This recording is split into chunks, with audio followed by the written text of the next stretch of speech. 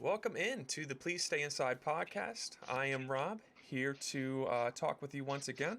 Today we have a very wonderful guest over from TikTok, the Halo system. We have been friends on TikTok for a minute, but have not actually had an opportunity to talk since becoming friends. So, real pleasure to have you. Welcome in. Cool. So, Halo system. Tell me a bit about yourself. What your TikTok page is. All those kinds of things. Okay, so I'm going to go based off of what I have written down first, just because I'm a little dissociated. Hopefully, I'll settle into it Sure. once we get talking. But I have written down that we started making art content for TikTok originally, and that's where we got quite a Hmm. bit of our following. Was our old host Misha made a whole bunch of art content, and we got to like 15K based off just that. Wow. And then the pandemic hit, and we just needed something else to do, and art just Hmm. kind of stopped being interesting, and we lost our drive for a while. But we just spent more time on the app, and like we discovered mental health TikTok. And once you Hmm. discover mental health TikTok, it's really hard to get off mental health TikTok. Yes. Like I'm still on it. Um, Hmm. we discovered DID TikTok because we'll get into it later, but Hmm. Misha was starting to think they were a part of a system, and they made one video. They were like, you know what? If it goes well, it goes well. If it doesn't, it doesn't. They reached out to the DID community and they were like, how open are you guys here to people who are questioning being a system? Hmm. And now that I've been here for a while, you can really, it's a lot of us are just here trying to figure things out. We didn't need to be so formal Hmm. about it. It's just TikTok. But like Misha was very concerned they were going to get like shunned off the internet Right. for even daring to question their systemhood. But Hmm. we were openly welcomed by the community, and the rest is history. We're here and we're Hmm. talking about stuff, and now we're on a podcast, and I never thought we'd be here. So that's really cool. Yeah, it's a pleasure to have you. Yeah, so I believe that I met you through DID TikTok. I think Um, so. I had done a video on, I think it might have been structural dissociation a little while back, and I was pretty new to the subject myself. Like I had gone into therapy and was relatively new to it still. I guess I still technically am. And yeah, you were someone who had reached out. I think you had stitched one of my videos. You talked about, your own experience with dissociation, and you taught me, I mean, a ton about the topic. And so, for you going into DID TikTok, tell me a little bit more about what that reception was like for you. For us entering DID TikTok, Mm-hmm. so we kind of just lurked for a long time. I don't remember exactly if we dove directly into DID TikTok. I think we just started making a few videos here and there. Most of our introduction to the community was through YouTube. I'm not sure if I should name drop. I mean, I guess it doesn't matter. We saw Dissociative a long time ago. Watched their content. They're now know it as Kaya and Co. Mm-hmm. We found the Wild system really early on, Mandolin system, and the more systems we talked to, the more we realized this was our people, and we had Mm-hmm. never found our people on the internet before. Like, it's weird to, I don't know if it's weird, I don't know the word for it. It's awkward for me to go, yeah, I'm a part of the depression TikTok. I'm a part Mm-hmm. of the anxiety TikTok. Like, it's true. I am an anxious, depressed person, Uh, but that is such a large group of people. mm-hmm. So finding the DID community that can relate to me, it really helped. It made me want to talk more, Mm-hmm. and I never really felt like people cared what I had to say. I don't know how to phrase that. I had the low confidence, I guess, Mm-hmm. but people cared when I talked to them on TikTok about DID because we need more people talking about DID. Mm-hmm. Oh, And absolutely. I'm glad that I was able to contribute to that. Yeah. And you certainly have. I've met other systems through your page. I see a lot of other systems communicating with you pretty frequently. And Mhm. so it is a really wonderful set of circumstances that you were able to find your way into that community. Um, for I'm really yourself, happy. yeah. For yourself and for that mental health journey, because that's one of the things we talk about a lot here. How so I mean, I guess, can you tell me a little bit about what things were like kind of leading up to finding DID TikTok and thinking, okay, this seems kind of familiar to me. What was that journey like for you? I feel like I had something written down, but I don't. Let's see. It really was just kind of touch and go, and like we didn't really intend on finding ourselves in the community right away. It Mm, was kind of like a, okay, we find this kind of interesting, but mm, not interesting in like a I find science interesting way. Like a I feel like I'm discovering things about myself, but I don't want to just throw myself into a community I don't belong in kind of way. mm, So we watched from afar and like looked to see how other systems acted on the internet, to see how like I don't know how to elaborate on that. What was like, can you repeat your question? yeah, absolutely. So many So people in my head are trying to talk to you, and I'm trying to keep it focused. it is all good. We'll take our time with things. So what was your journey like kind of trying to, figure out things for yourself and then eventually finding DID TikTok and or I guess for you it was on YouTube and then having that process of like, okay, this sounds familiar. I know you were saying that it was kind of it was very interesting to you, not in the form of like a scientific like, oh, this is an interesting thing, but like you had mentioned, I think you said that it was kind of like relatable. It sounded Hmm. familiar in a sense. And it did. I think a lot of it is kind of hard to explain because Sure. Misha was the one who was out at the time, and my experience as the host of our system currently is one. I don't know if it's relatable necessarily, but I used to be a persecutor, or we don't like that term a lot in the DID community. We tend to do misguided protector, but I Mm, was a trauma holder. And when Misha realized they were a system, they kind of were thrown out of the front. It was way too much for them to handle. And then the brain just threw me out here like, okay, you're used to handling trauma. You're going to be the host for now.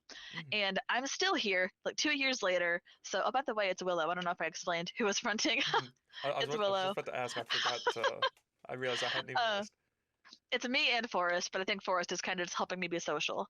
Mm, Um, it's hard to explain how things were beforehand, mm, especially because it's kind of like autism was the same way.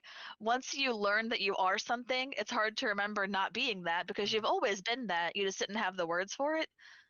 So it's really hard to explain like the beginning parts, but I think just mm, seeing people online that had so many of the same very unique niche symptoms that we had mm, was very interesting. Like people were talking about forgetting mass parts of their childhood like it mm, was normal, which is not normal unless you're in trauma talk, so to speak, mm, like CPTSD, PTSD. Unless that's like what you grew up with, people aren't going to think that's normal. Because I've said that mm, my whole life, as far as I'm aware anyway. I've said, yeah, I don't know what happened before high school, essentially. I mm. don't know anything about that. And Right. people are all like, yeah, that's kind of normal not to know your childhood. And I'm like, is it though? Because Right. you talk about your childhood all the time. Like, Mm, I don't know. It was really comforting seeing people like Nin from Kaya and Co. or like I think the Entropy System. I also followed them on YouTube. Just seeing anybody online looking like me was very validating, and that was very helpful moving forward. It mm. gave me the confidence to make TikToks and why I'm even here at all. Yeah. And it is one of those amazing sensations. I can't relate to the DID or the autism experience in, finding relatable groups. But I think for the trauma piece, most definitely, I think hearing people talk about like, hey, I do this like very specific thing, and then hearing that and be like, oh wow, somebody else does this. Yeah, exactly. So one of the things that I know we haven't gotten into too much just yet is specifically what DID is, because I know a lot of people listening may have not heard of DID before, and they might be kind of confused of what we're talking about. Um, and so when we're talking about DID, dissociative identity disorder, it's something that has been called many things in the past: split personality, multiple personality. Now the technical term for it is dissociative identity disorder, Hmm. which for me as a clinician, I think also makes far more sense. Oh, Um, absolutely. It was very wrong before. yeah, yeah. Tell me about, I guess, what you see as being kind of wrong about the previous language for it. I think it's because for a long time, and even still now, people haven't really given thought to what identity means, Mm. separate from like who you are as a person. Lucy, you're giving me a really hard time, baby. Come on. Come on. I'm trying to be educational to people. Yeah. Now say goodbye to people and go do something else. Okay. So the reason multiple personality disorder is very incorrect is because we are not multiple personalities, we are literally identities. Whereas I've thought of it as more of like a, how do I explain? People beforehand used to think that the multiple personalities were like something you just randomly shifted through and there was like no real meaning behind it. But with dissociative disorders, there's dissociative amnesia between the parts. Like Right. the reason our parts formed and exist in the first place is because something had to happen that other parts or that part couldn't handle. And that wasn't formerly understood by multiple personality disorder. Mm. At least now we are able to understand the parts are dissociated from like each other. Mm. Beforehand that wasn't really understood and it was very hard to talk to people with MPD. Mm. Like the movie Split is absolutely terrible and that's like what most Yes. people think that's what it actually is. Mm. And even if you take away the evil demon alter part, it's still not a very good representation of what DID is. Right. I have found myself in multiple conversations in bars, at parties, etc., talking about Split. And yes, I am on the same page as you. It's, yeah, garbage. It's But, interesting because like we watched the movie Split before we mhm, knew anything about DID, and interesting. it was so different from our Hmm. lived experience as an actual DID system that we didn't even connect the dots that this movie was supposed to be about a disorder that we had. It Mm. it didn't it did not feel the same. It was it's just so far off from what the Hmm. disorder actually is. Yeah, and I mean, having like having like nothing in that movie to relate to, I think really speaks to how off it is. Um, Absolutely. So in talking about DID, as you brought up, it is typically created from, some sort of a trauma, something happening that is very difficult to deal with in a sense, and it happens during this very critical period in childhood, where we are essentially trying to form that single identity, and so some parts of us have to take on different roles in this. Um, and so I guess for you, just in like a language thing, do you prefer using the words like parts, alters? What do you what have you found you relate to the most?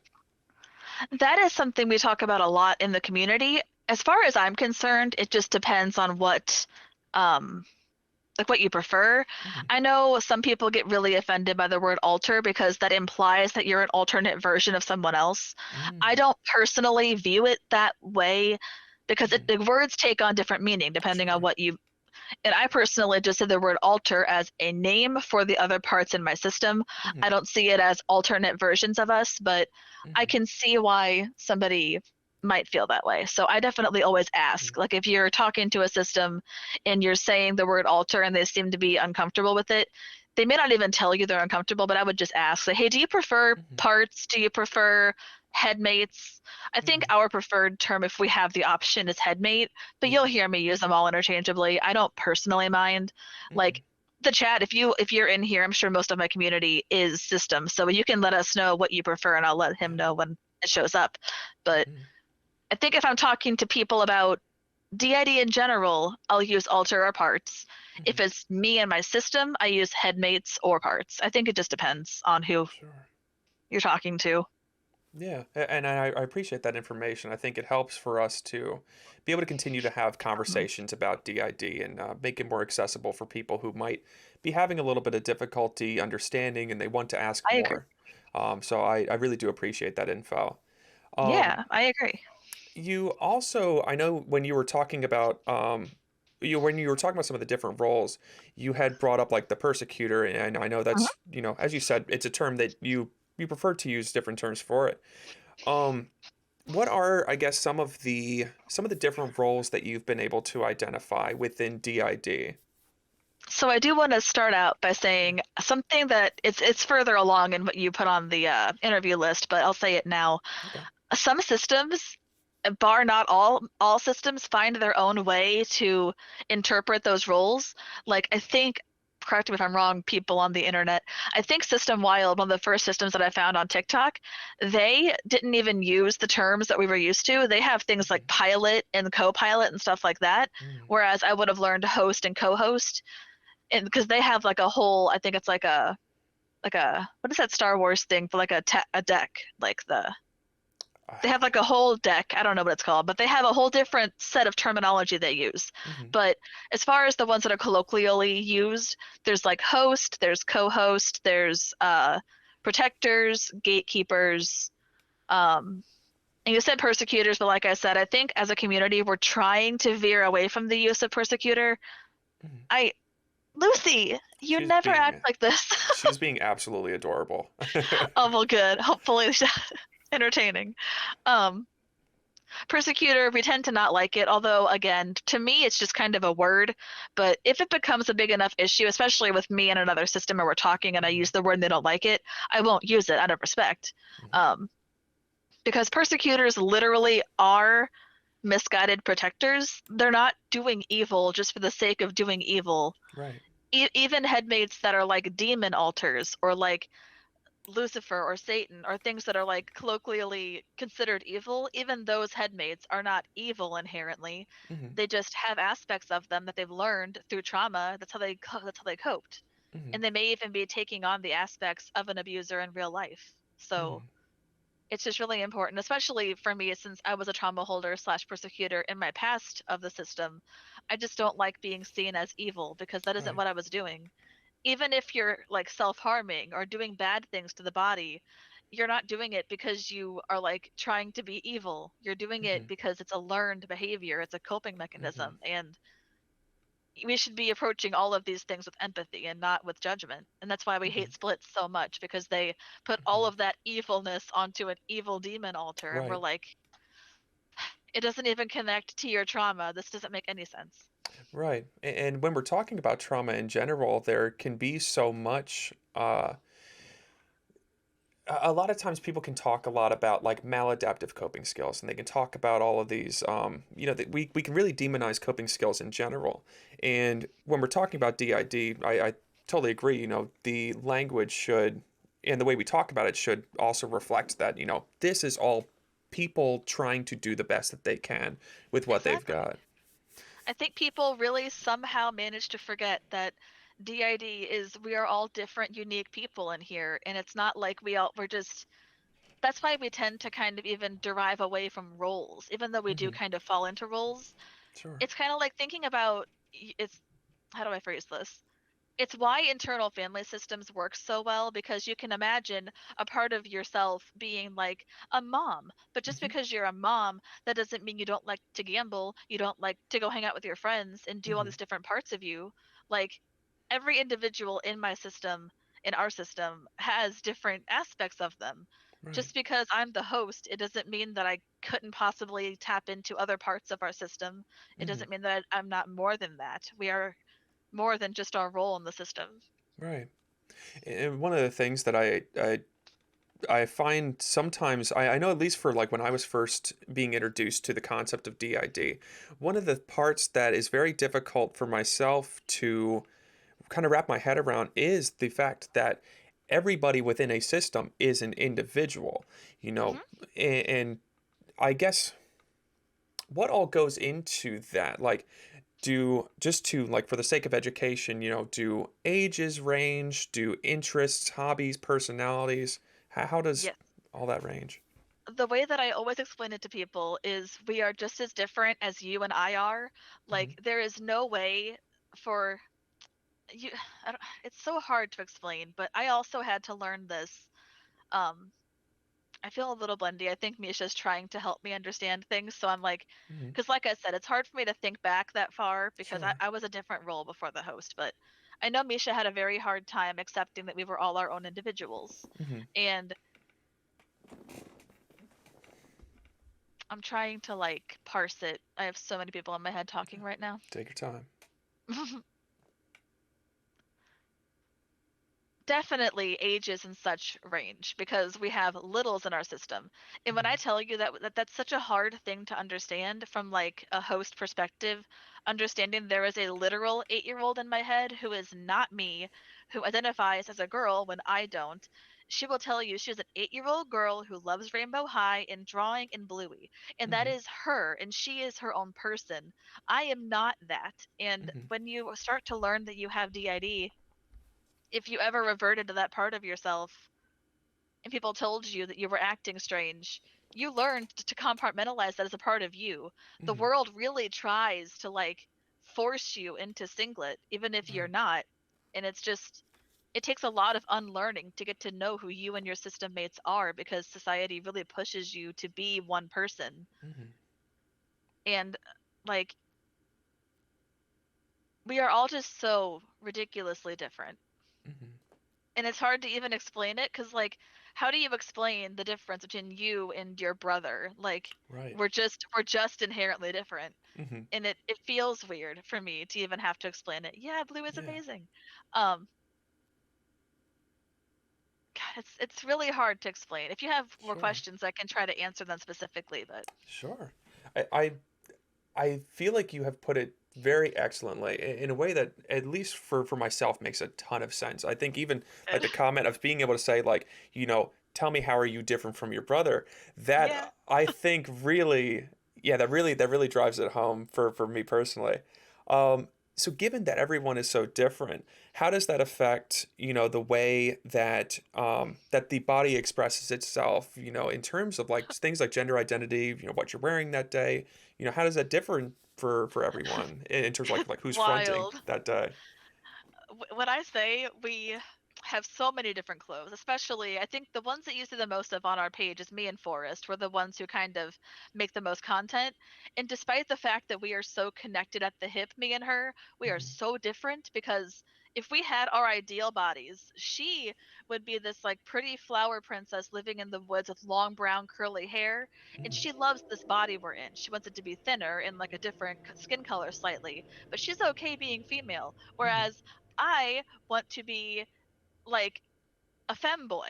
I don't even Hmm. want to be in a female body. I like expressing my femininity, but I want to be in a male body. I want Hmm. to be completely different looking than this body. I want to have piercing blue eyes. I want to look totally different. And we've had that for our whole life, not quite feeling like our body was our body. And Hmm. that's just DPDR, I think. That's like a lot of our derealization, depersonalization, Yeah. but it leads into our DID. All of us look and feel so different. And I wish I had a way to show you our what's it called? The fake claim sheet. Not Hmm. fake, oh my god, fake claim. Face claims. Uh-huh. The ones that we all look very different. I could show you, but I can't really show the chat. I guess it doesn't matter. Sorry Right. guys. Well, if anyone's interested, it'll be over on my YouTube. We'll be able to see it there. Yes, it's very true. Okay, so I'll see if I can put it up to the screen for you. Maybe you can see it, maybe you can't. There we But go. that like we're all very different looking. Yeah. Especially the one in the middle, we still have a hard time accepting that our fictive Nico is Hmm. really, really a part of our system, but she is, and I don't know why we fight that. She's been in therapy before. Hmm. But fictives are a whole different subject. If you want to get into like accepting yourself and accepting parts of yourself, that can be Yeah. really hard. I'm up for it. But yeah, when it comes to dressing the body, like you said, it's really hard. A lot of our Hmm. wardrobe tends to be the same, like this, and we have three other shirts that we can all reliably wear because they're Hmm. soft, baggy, and comfortable. If it's not those three things, we're gonna have struggles. Like if we're going out Sure. to a party or to a concert or something, Forrest has us in like heels and makeup and stuff. It's Hmm. really hard for us to feel comfortable like that. Mm. We all have different ways that we dress the body and different aesthetics, and Right. we often wish we had our own bodies, or at least like character customization in real life. That'd be Hmm. so great. Oh yeah, that'd be perfect. So, It would. how do you all communicate about that and make these decisions? The more therapy we do, the more we can kind of sit back in our body and like listen to our body, and it will help us communicate internally. But Hmm. for most systems and for us growing into our systemhood, we use journals. like Mhm. no one's business. Our notes in our phone are full of talking to each other. We have a whiteboard that we use to talk to each other. We have an entire Discord chat where we all use like a bot to like Oh, wow. put our face up there and like we can talk to each other through there. I forget what it's called, but there's a really popular app that a lot of systems use as well. I'm sure someone in the chat knows it. But there are a lot of different ways that technology really helps systems communicate with each other. Yeah. I wouldn't know half the things that I know about our system. Simply Plural, I knew it. Thank you. Mhm. Simply Plural is a great app for that. Um, Mhm. it's just so it's hard, but it's also really great that we have technology. I don't know how systems before Right. technology did this. That's wild to me. A lot more handwriting, that's for sure. Yeah, and that's amazing advice to anybody who is, beginning to start working on the communication within the system to be able to, talk with one another and kind of, establish some things, talk, Mhm. just generally get to know one another. Um, do you recall a time when the system and everyone within it didn't get along as well as they do now? Absolutely. I think before therapy, we had a lot more issues, and I'll even admit a lot of them probably came from me. I didn't. Mm, I had a really strong hold on what our body was doing, what our life was going to be, what I thought we were going to be, what I expected our life to be like. mhm, And if we diverted from that, my BPD and my autism would absolutely flare up and I couldn't handle it and I would lash out at myself. I didn't realize I had people in my head, so I would mhm, lash out at myself. And a lot of self-hatred and self-identity crises happened because we didn't know we were a system. And mm, that's why I get so frustrated with not our community, I guess, but like some people who are so anti-plurality. Some people mhm, really, really feel like the only way to heal DID is to integrate and mhm, become fully fused or final fusion. mhm, And I'm not going to sit here and say one is better than the other. mhm, If you think for you it is best for you and your system to fully fuse together and become one person for your healing, mhm, good, fantastic. Ideally, I think all of us would love to be our own one person. So I'm not going to shame you for that. mhm, But also, there is the alternative where we want to work together. We want to be multiple. And mhm, that's where we personally are at. We don't have any current interest in fully integrating, fully fusing. We really want to explore each of our own individualities and like learn who we fully are individually and like live our life this way. And that's perfect for us. Not for yeah. everyone, but for some people. Yeah, absolutely. And it's when I was first being introduced to DID as a clinician, I know that one of the defaults that I would come across is that people would typically believe that you had to just bring everybody together and just form one identity. But Hmm. given what you're talking about, the fact that everybody is different, that these are individuals, it seems relative, not even relatively, it seems very cruel to kind of delete someone from existence if they aren't willing to go Especially like that. since a lot of the time, depending on how old you are when you realize you have DID, you are going to be canceling out learning about so many parts of yourself, parts of Mhm, your system, if your only goal is to shove everybody back into a box. mhm, You need to at least, in my opinion, be open to the multiplicity part. You need to learn about each part, learn who they are, learn why they exist. Because if you don't do that first, you're going to have a very confused person at the end, and they're going to be mhm, more prone to splitting and their DID falling back into place anyway. That's mhm, something I don't hear talked about very often is if you shove yourself into a healing box, mhm. you're not learning the coping mechanisms required to no longer be plural or whatever your goal Right. is. So you're just going to split again at the next trauma in your life, in my opinion. Mm. That's Because a good whether point. or not people, well, I don't know how to phrase that. People don't think about that. They think Mhm, once you're fully fused, that's it, and you're done, DID cured. There is no cure that we know of for DID. So even mhm, if you fully fuse, you may in the future split again. mhm, And that's never going to stop if you don't learn to love your system. mhm. Because whether you like it or not, you're a system. This is how your life formed. This is how you Right. are, and you can grieve that and you should grieve that. Mhm, That's not something that should have ever happened to you, any of you in the system, but You have to learn to accept that, otherwise you'll split more often and you're going to feel like you're failing and you're going to feel like nothing's getting better. That's beautiful advice. Um, yeah, I couldn't imagine what it's like having to figure all of this out. I mean, especially considering that it comes from trauma. It's a lot, especially since there's just not a lot of information out there about it. We Hmm. we really have to do a lot of the work ourselves.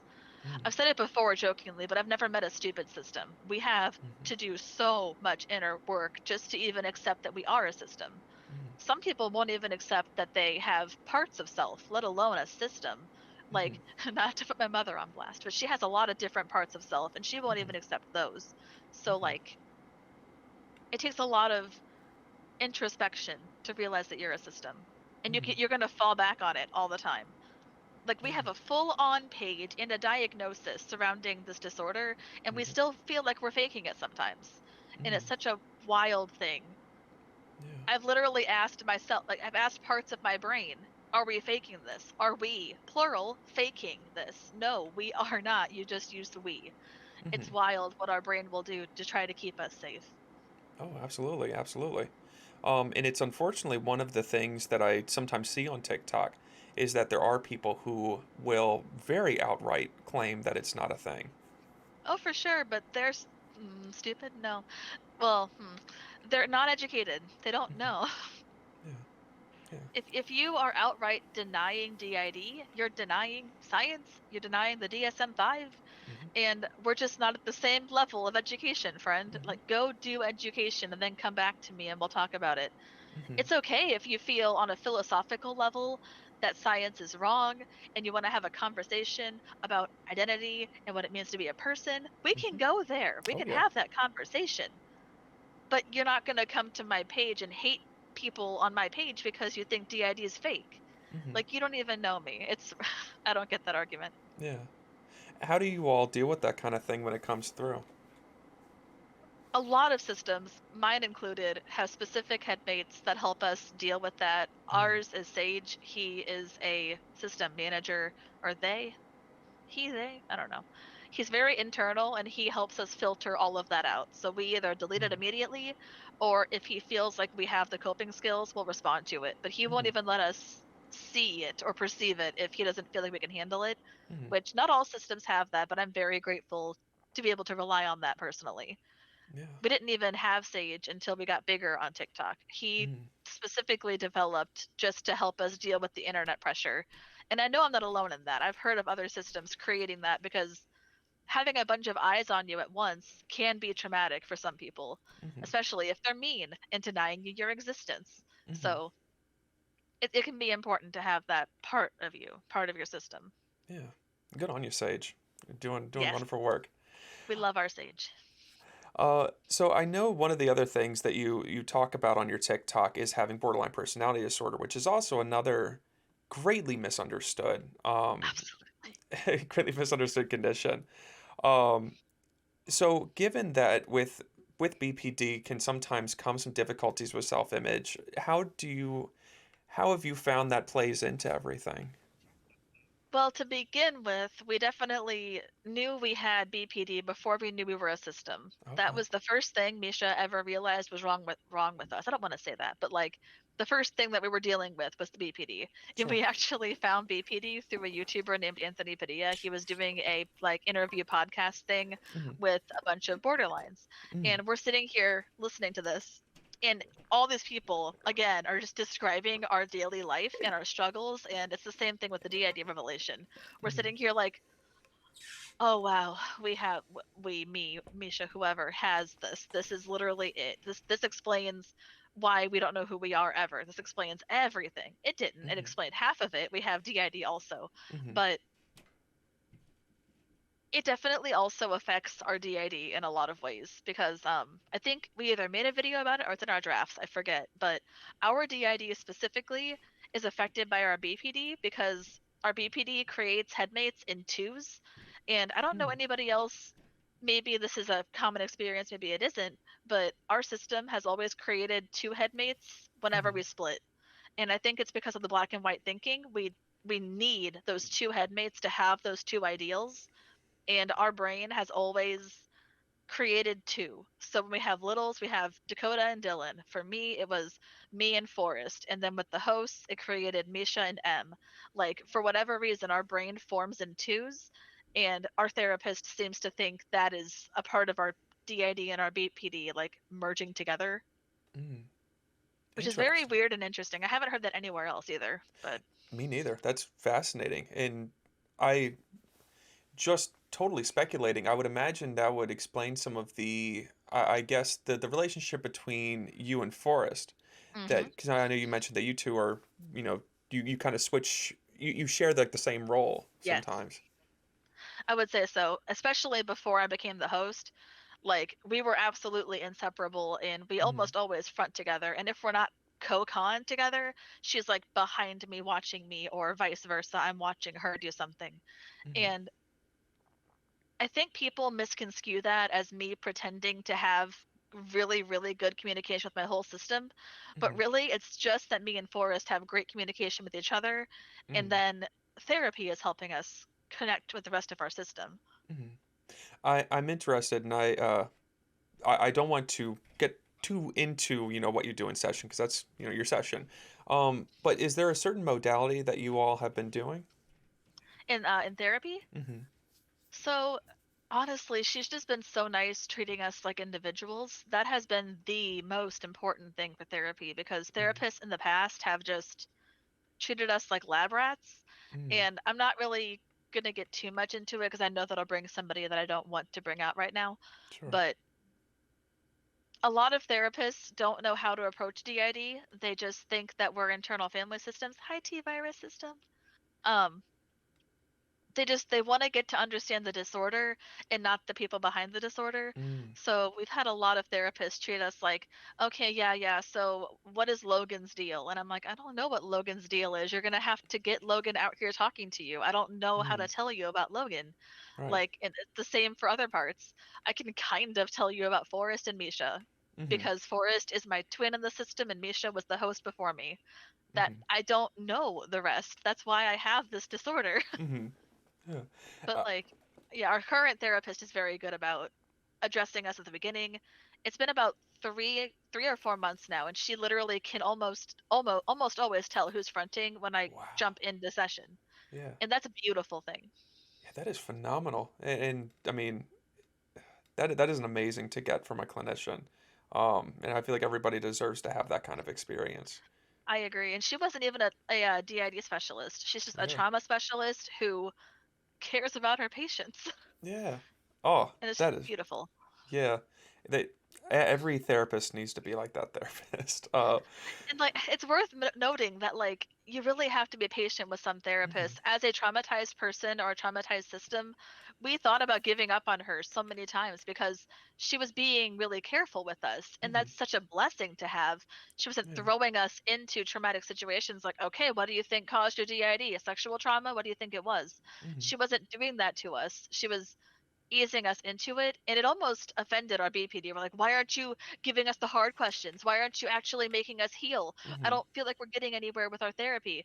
And she's like, I totally hear you, but also you're not always here. I'm working with other parts of you, and we need to work on other ways to communicate to you, Willow, what's going on. Mhm. That's also hard in therapy because I feel like I don't know everything that's going on, and I'm very Mhm. particular about it. I want to know what's going on in every single part of our sessions, Mhm. Right. and that can be And hard. and one of the things that I don't think we've mentioned during this conversation, but for people who don't know, there is that dissociative amnesia that can occur between when one person's fronting versus when another person is fronting, hmm and which also explains I think why the journaling, the Discord is so helpful because you're able to have that communication that you're not typically able to have. Um, For sure. I think it's also, we haven't talked about this openly, mostly because we're not diagnosed and we don't like to speak on things that we're not officially diagnosed on, mhm, but we are and 90% sure we struggle with OCD. And a big part mhm, of our OCD is very internal, and we feel like we have to know everything. And if we're not constantly thinking and not constantly learning, then we're failing and doing something wrong. It's a very bad compulsion in our brain. So a Mm, lot of the times people think that we're faking DID or whatever because we seem to know so much. It's mm, really that our gatekeepers are like, okay, look, Willow is literally going to self harm or do something terrible if we don't give him something to work with. So mm-hmm, every once in a while, they'll give me bits and pieces like a dog treat. mm-hmm, And I start to piece things together. It's less that I'm faking. I'm mm-hmm. not faking. It's just, I don't know how to explain it beyond that. The compulsion makes it very hard to deal with Yeah, and to explain. yeah, I can only imagine. And one of when you're talking about, being high functioning, I know that's one of the really ugly things that I see when people are talking about autism as well. That when somebody is high functioning with autism, it's sometimes people can say like, well, are you sure you even have it? And I I know know I've that's heard, oh, sorry. no, you got it, you got it. I've heard I'm not as into the autism TikTok as I am DID TikTok, but I have Mhm. heard that like even high and low functioning are not the terms they prefer or Okay. we prefer. I really should start including myself in that. I don't know what the proper terms are. I think it's just like you have autism. Hmm. Or I think it might have been like external needs versus internal needs. That might be the current way Mm, of talking about it. But high and low functioning can be problematic because just because somebody appears to be functioning well doesn't mean that they actually are. And I mm, know that we appear very functional, but like I was telling you before we started talking, I fainted today out in public, mm, and that was due to oversensory. It was due to pushing myself. It was due to all of these things. Oh, high mm, support needs and low support needs. Okay, that also works. Having high support needs and low support needs. But like mm, even then, I feel like I need more support than I actually get because people don't see my autism as like a real mm. thing. Hey, noisy. And I appreciate that correction on the language. It's something I'll look into that a bit more as well. Um, Yeah. It s was new to me too. Like within the yeah, last month or so, I realized high and low functioning weren't the proper hmm, terms. yeah. And when you explain that, it makes complete sense. I don't think anybody wants to be talked about it in that kind of way. I think that No, makes a lot of sense. exactly. I wrote that in my notes too somewhere where it was like, you really just have to meet people where they're at. If you want to have a conversation with them, you don't want to attack them for using the wrong word. Right. Like when someone says to me, "Oh, you have MPD," I'm like, "No, I don't have MPD. It's called DID now, and here's why. It's been this way Mm-hmm. since 1994, Mm-hmm. and this is how you need to like address it." It's Right. their response to that correction that might make the problem, but like you have to give Mm-hmm. them the chance, the choice, you know. Right. Absolutely. And yeah, all you can do is offer the opportunity, I think, for somebody to learn. Um, Yeah, for sure. And patience. Please be patient with yes. people. Yeah. If you want them to be on your side and learn, you have to be patient, Mm. Yeah. provided they're going to be kind to you. Sure. Don't Sure. accept disrespect, but be kind when you can be. Yeah. Yeah, that makes sense. So with I actually I think I that's a question I would love to ask about autism as well. So with you were mentioning some of the sensory issues that can come along with autism. Um, do you ever find that, because I know you mentioned that, while you are fronting, sometimes you're hearing from other people, and I wonder if that ever combines to make things a little bit more difficult in the moment. It can for sure. So something I notice a lot, I'll talk about me in Forest a lot. It's Hmm. really it's easier for me to explain my Right. experience of me and Forrest than anybody else. Um, Forrest likes to wear her brown wig, and it is very itchy and uncomfortable for me to wear. Hmm. So when she is fronting, I'm usually co-con with her, and I admit I do bitch and complain quite a bit because I hate how it feels. It's Hmm. not what I want on the body. I always have my hair back usually because I would like to have short black hair. I Hmm. think I probably had that hair when I met you, maybe short black hair, or it was pink. I I forget. I It's a did go while. through a point where the system let me dye our hair black, so that was a Hmm. point in our life where that was happening. But sensory issues between headmates are very different. Forrest has a way higher tolerance of what she can handle. But from what I understand, it also bothers her to an extent. She just would prefer to push through it and look cute, Hmm. whereas I don't care about that. I want to be comfortable and I don't care what I look like, so it'll bother me a lot more. Yeah. That makes sense. That makes sense. And so, I guess it's just adapting to that based on who's fronting. It's a big part of the process. It'll also cause switches occasionally. Like Forrest has been out Mhm. in her wig, but if it's uncomfortable enough, if I'm bothering her enough essentially about it, that could cause a switch. And then suddenly I'm literally fronting the body with her wig on. And that can be really like uncomfortable. It's one Mhm. thing to be kind of in the back seat watching a movie of your life, and then another thing to like be in the front controlling the body wearing a wig. Mhm. It's like totally different for me personally. Mhm. I can like be in the back seat watching Forrest have a good time, Mhm. just kind of monitoring from like a TV screen, but then once I'm in the front, it's a completely different situation. Right, right. So one of the things I love being able to talk to people about when I get the opportunity are some of the misunderstandings that are very common. And between DID, BPD, autism, I feel like there's just a bucket full of misunderstandings. What are some common ones that you sometimes come across? Let's see. I definitely wrote this one down because I knew that I was going to forget. Okay, so I did write down there were a few misunderstandings that I had personally, but are you Mhm. wondering for the ones that were more I mean, for you personally, I mean, as a part of your mental health journey, that sounds important as well. hmm, because most of the ones that I have written down are just like preconceived notions that I had about DID Okay. and not so much misunderstandings. Hmm. The main one that I have written down though is that alters are not new people. Just because you meet someone with DID that you thought was one person, all their headmates are not new people. They've been there the whole time. You just didn't know it. And Hmm. that's a big thing that I think a lot of people who meet someone with DID don't realize. So like a lot of our friends, when they realized Misha had DID, they didn't realize that like I was already their friend. I held a lot of like the traumatic parts of our friendships, and Hmm. Forrest held a lot of the social aspects. And like you just have to imagine that your friend is a puzzle piece instead of like a bunch of, I don't know, because on one hand you really do want people to see you all as individuals because you are. Hmm. But at the same time, we've all been here for this one body's life. So it's not like we're new people. You don't Hmm. have to be reintroduced to us. You just, it depends on the person, I guess. It's kind of multifaceted and hard to put into boxes. Hmm. Because I've been masking as Misha my whole life. Hmm. But that's not who I am. That's just what I've had to confine to. Hmm. So now once you know that I'm like a part of a system, you can learn that I'm different from Misha in a lot of ways. Hmm. But at the same time, I still have a lot of the same friends. I still have a lot of the same, like we have these same parents. It's just you have different relationships to different people in the system now. Hmm. Hmm.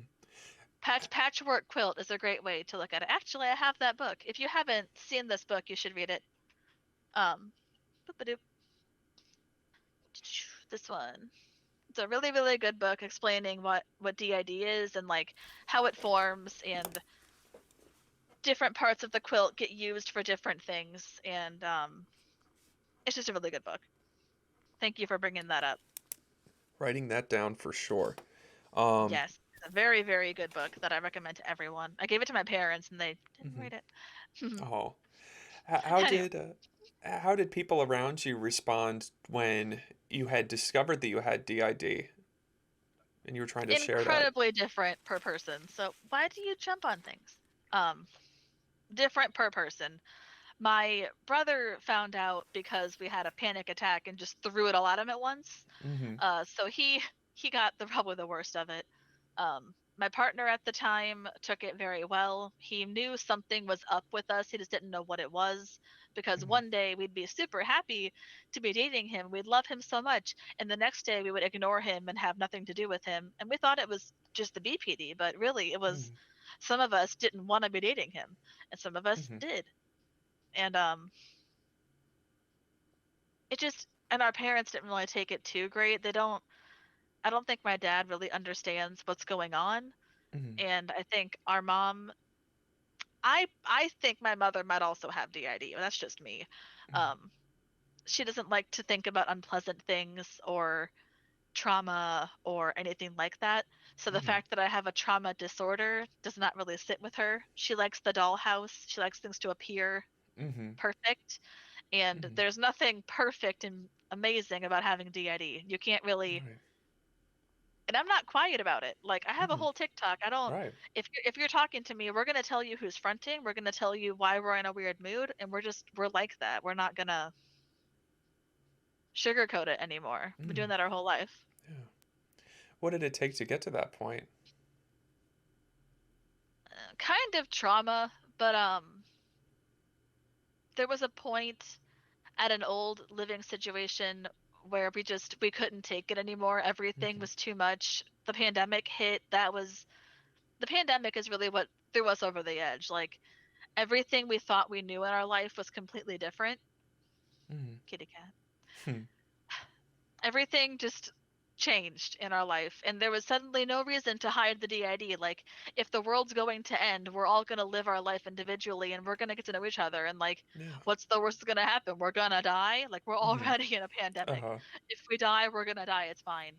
Hmm. So we threw it all out there. And I think at a point we were like, look, if our parents hate us for being a system, then we're just going to be homeless. We'll live in our car and we'll do DoorDash and we'll make it work. We were at a point where we just didn't care anymore. Hmm. Right.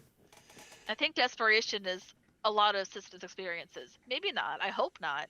But a Hmm. lot of systems that I've talked to, they're like desperation is what eventually got us to be like, I don't care anymore. Right. Everyone knows we're a system now. I don't care anymore. It's fine. Right. And I mean, when being in a society that's geared towards neurotypical individuals, I mean, can't really blame you for, for masking in all these different ways. I mean, between the various different conditions, DID, autism as well. I know masking is a very big thing there too. Yeah, masking is the only way to get through life. Even if it was only one of these issues that we have, and we're struggling with several all at once, even if it was just one, like just having autism by itself is such a Hmm. struggle in main society. Like people don't want you to veer off of the normal Kardashian whatever path. People Hmm. just if you're different from that, people don't like you. But Hmm. I've learned from at least I can at least say this from an early age, I knew that I didn't want to be like my mother. So I didn't Hmm. want to be the average cookie cut person.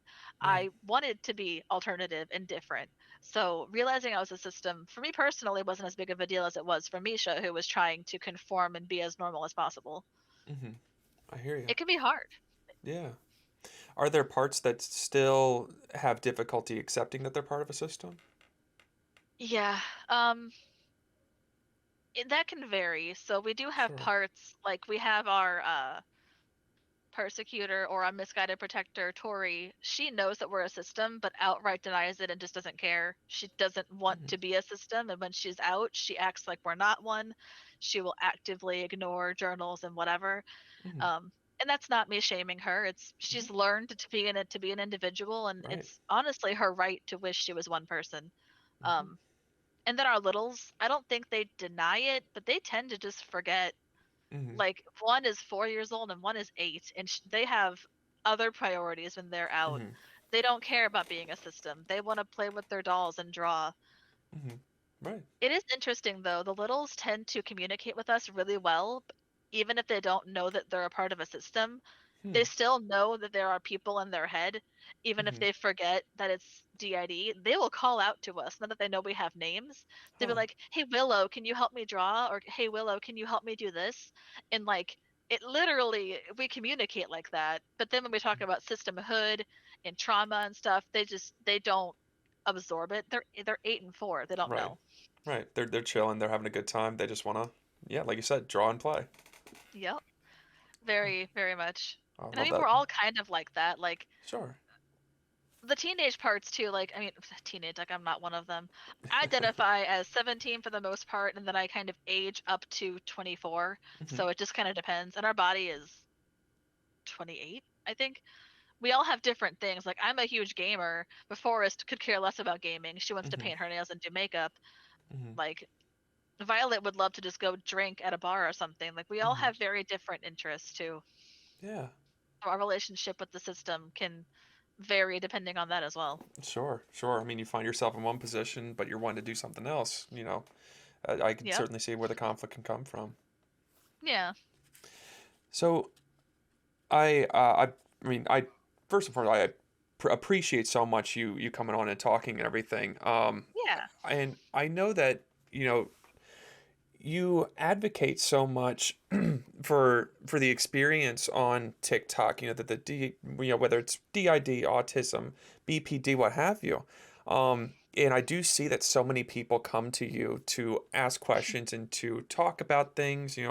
Like I said, I have met many systems through your page, through your comment That makes me section. so happy. Yeah, it's you. I cannot understate how phenomenal you are, for everything that you do in the All I advocacy. ever wanted whenever we started making content was just we want to be what Dissociated and other people were for us. That's what Mm, we want. We want to continue creating safe spaces for people. yeah, That's what I want. it's an amazing goal, and like I said, I mean, you're paying it forward, and you're doing a phenomenal job with it. I got people in my comments as well showing their love for you. Oh, Uh, thank you guys.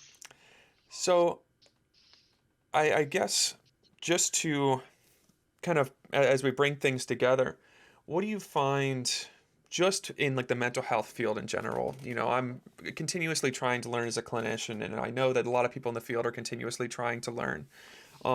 What do you feel could be a productive change for the mental health field? This was the question I was the most excited to answer. Let's go. So We asked I the have good a whole question. thing here, but I'm just gonna kind of ignore that. Sure. Um, we need to be talking to people with the disorders. Hmm. Like we are not having the proper conversations with actual people struggling with the disorders. We are going based off of really old, outdated science. Like if you ask somebody what autism is, they'll tell you it's like a disorder for young white boys. Mm. That is so unfair. Do you know Hmm. how big the POC community is for autism? It's way bigger than you'd think, and no one talks about it or how it affects people. Hmm. It's wild to me. So I guess I'll read what Misha wrote here, but it's like we need to be talking to people with these disorders. The DSM is absolutely amazing, but the research being done just feels so disproportionate to the actual experiences of people on the internet expressing their experiences. The autism thing that I just told you, Hmm. like the spectrum is huge and it varies greatly. The same thing with BPD, DID, bipolar, schizophrenia, and I think TikTok has helped so much. People can hate Hmm. on TikTok all they want. Hmm. They haven't found their side of TikTok yet. Hmm. Like, you can't really hate TikTok for being what it is. You can hate what it does to people. You can hate Hmm. a lot of parts of it. They don't pay us for garbage. But I Hmm. mean, like for the record, I was on TikTok for 3.5 years with 30,000 followers, decent people on my page constantly. I made a whopping $14 the entire time. Oh, let's go. Wild. I stopped monetizing my content. I don't Yeah. get paid anymore. I don't care. This is all Hmm. for the community now. But that's my biggest thing to answer your question is I wish mental health was more human centric. I wish we talked to Hmm. people more. Right. If we did that, there'd be no DID confusion. We are all Hmm. very articulate for the most part. A lot of us can explain to you what we're going through, what our parts are, what they mean.